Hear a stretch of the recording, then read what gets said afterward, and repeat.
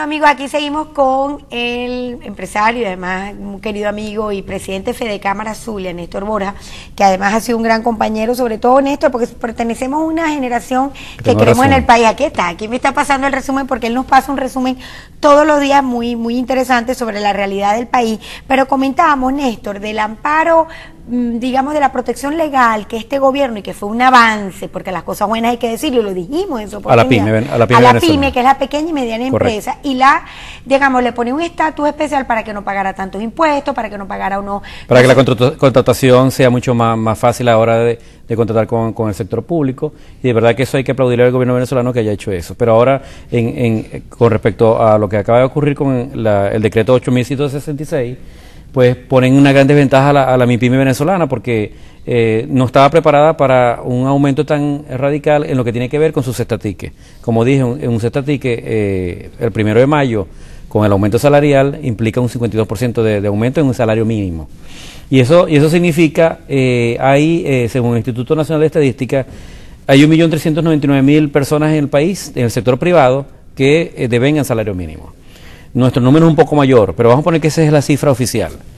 A eso aunado al cestatique, por supuesto, son 1.400.000 venezolanos favorecidos, pero esos 1.400.000 venezolanos representan prácticamente 1.400.000 empresas, porque normalmente la microempresa venezolana... ¿Está compuesta de uno o de dos?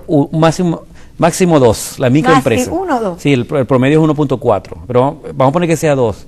¿Qué va a hacer esa microempresa?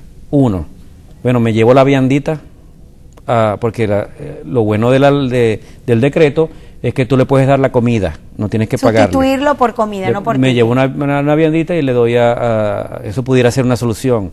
Dos, despido, si tengo dos, despido uno.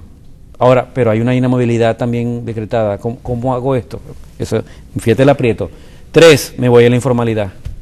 Bueno, ya no estoy en este local, me pongo un tarantín en la calle y hago lo mismo y de alguna manera devengo. Entonces, ¿qué significa esto? Seguimos informalizando la economía. Eso que además por un lado, seguimos estimulando, mejor dicho, seguimos estimulando la economía informal, que nosotros como Fedecámara hemos hablado con la banca para bancarizar los informales, para llevarlos a la parte formal, por ejemplo, como un estudio que tenemos o un ejemplo claro que tenemos en Las Pulgas, con un banco que es muy zuliano y es Banco Universal, que ha sido exitoso. Pero entonces, ante esta situación, ¿qué me dice el informal que está en Las Pulgas? No, yo no tengo cómo pagar ese estatique. O si pago ese estatique, se lo traslado al producto que estoy vendiendo. Cosa que es, desde el punto de vista económico, lo más racional. Pero ¿quién pierde? El público, nosotros, el pueblo.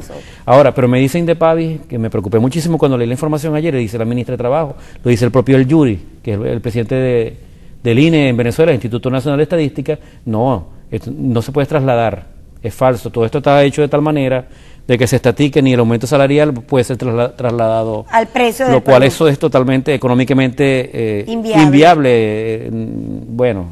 Sí, porque es una sumatoria. Es una sumatoria. 1 más 1 da 2. Si tú tienes un producto, te da pérdida, tienes que subirle para que tú puedas tener el 2 que te da la ganancia. Si no, ¿para qué vas a estar trabajando con algo si no te da productividad? Entonces, bueno, dice el Yuri en todos los titulares de hoy, la inflación se va a mantener en el 23% según ellos calculan. Nosotros ya habíamos dicho a principios de año, en una rueda de prensa que hicimos como Fedecámara Nacional, de que nuestra inflación va a terminar entre 30 y 32%, sin este aumento salarial con el cestatique. Estamos haciendo un estudio al respecto, como les dije, solamente en materia de salario mínimo, realmente el 1 de mayo el impacto es 52%, y el 1 de septiembre es 63%. Es decir, que de verdad que la compensación es excelente, pero ahora, ¿está preparado el tejido empresarial del país para eso? ¿Sabías tú, Iraida, y el público general, que la mayoría del tejido empresarial venezolano es microempresa? La mayoría, estamos hablando de más del 90% de las empresas venezolanas son microempresariales. Tenemos apenas menos del 1% de la gran empresa, que hemos exhortado como Fedecámara que asuma a partir del 1 de mayo el aumento completo del 26.4%. Están en capacidad para hacerlo, y nos preparamos para el 30, déjame decirte. Así que lo más probable es que el 1 de mayo la gran empresa pague, si tiene gente con salario mínimo le paga el 26.4 y por supuesto su sexta ticket como debe ser. En esto hay que ser también claro y común, usar la vía común.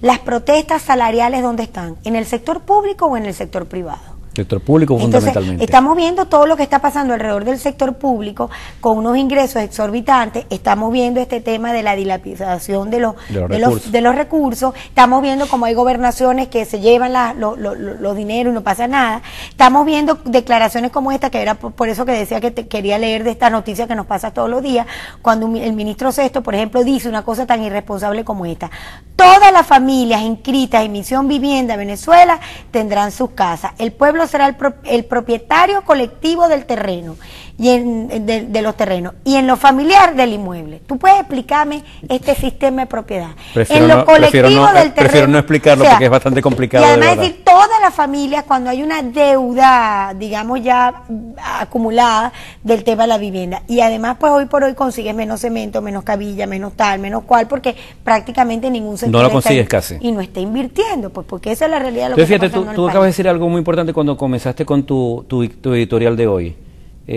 Sur del lago, costa oriental del lago. Sur del lago, emblemática de las fincas más productivas del país que alimenta a todos los venezolanos de plátano, leche y queso, depauperada en este momento, con una toma a la fuerza de una cantidad importante, anegadas por una incompetencia del gobierno por incompetencia nacional. De no dragar los ríos a tiempo, porque eso lo hemos manejado aquí. Juan Romero, nuestro diputado, lo ha dicho muy inteligentemente y con pruebas en la mano que se han pedido esos recursos para dragar y el gobierno no hizo. Bueno, y un alcalde que dilapó 20.000 millones de bolívares, no se sabe dónde están. Las 105 contratistas de la costa oriental del lago, que ya todas sus infraestructuras está totalmente destruida, sus gabarras, lanchas, y las van a entregar, porque ya tenemos información que las van a devolver, pero eso significa que ¿Las va a devolver que el gobierno a sus propietarios? Sí, eso es una información extraoficial. Y entonces tenemos un mantenimiento prácticamente nulo, con un cálculo que hicimos nosotros de más de 200.000 barriles diarios que dejaron de devengar por el problema de las contratistas. Y entonces yo me explico, bueno, pero el gobierno que está buscando, no necesito más recursos. Entonces yo me tengo que aliar con mi sector privado. No te voy a quitar lo tuyo para destruirlo, después entregarte lo destruido, y no mantengo lo que le da dinero a Venezuela, que es el petróleo. Y el 60% del PIB venezolano es el fisco, es el tributo, impuesto, que en eso estamos, desde el punto de vista tributario, entre los mejores países del mundo, porque 60% del PIB venezolano es por tributo. Entonces, esa condición, el gobierno toma a la fuerza 3 millones de hectáreas, y dice el propio Rafael Ramírez, bueno, pero resulta que nosotros importamos el 80% de lo que comemos. Un ministro, que de paso es presidente de PDVSA y ministro de la rama más importante de este país, que es el petróleo, que se produjeron en estos 12 años 1 millón de millones de dólares, que signifique que solamente haya 26.000 casas al año, cuando se pudo haber construido las 2.600.000 casas que necesita este pueblo, y la infraestructura toda adecuada, y ahora vienen a hacer todo esto que está pasando en materia salarial y cestatique con este sector productivo destruido. ¿Qué posición va productivo destruido? Productivo destruido. ¿Qué posición va a asumir Fedecámara? Ya porque tengo que concluir en los próximos días. ¿Van a hacer alguna recomendación? El lunes tenemos un Consejo Nacional en Fedecámaras, allá en el Bosque, en Caracas, donde vamos a por supuesto, dilucidar este tema, qué posición vamos a tomar en conjunto con todas las Fedecámaras regionales y en pleno. Obviamente siempre la posición de Fedecámara será principista. Tenemos que llevar este estudio bien concreto en materia salarial y de cestatique, cuánto impacta el PIB, la inflación, qué propuesta vamos a hacer precisamente para contrarrestar, y por supuesto me atrevo a adelantar, porque es lo que yo llevo como Zulia. Bueno, primero empieza a devolver las tierras que tomaron a la fuerza. Vamos a inyectarle capital a esa gente, a ese sector privado, vamos a trabajar juntos. Esa es una. Y por supuesto todo lo que tiene que ver con más apoyo a la pyme y reconsiderar el cestatique para todo el mundo, porque definitivamente va a ser un grave problema económico para el sector privado y para el gobierno venezolano. Entonces estás comprometido para venir después de eso y explicarnos, Enrique, y bueno, como les digo todas las tardes, que el tiempo es la única dictadura que acepto. Gracias, Néstor, por estar conmigo, que la fe y la esperanza y el ánimo de lucha por nuestro futuro acompañen nuestros corazones. Los espero un próximo, porque pasa lo que pasa. Chao, chao.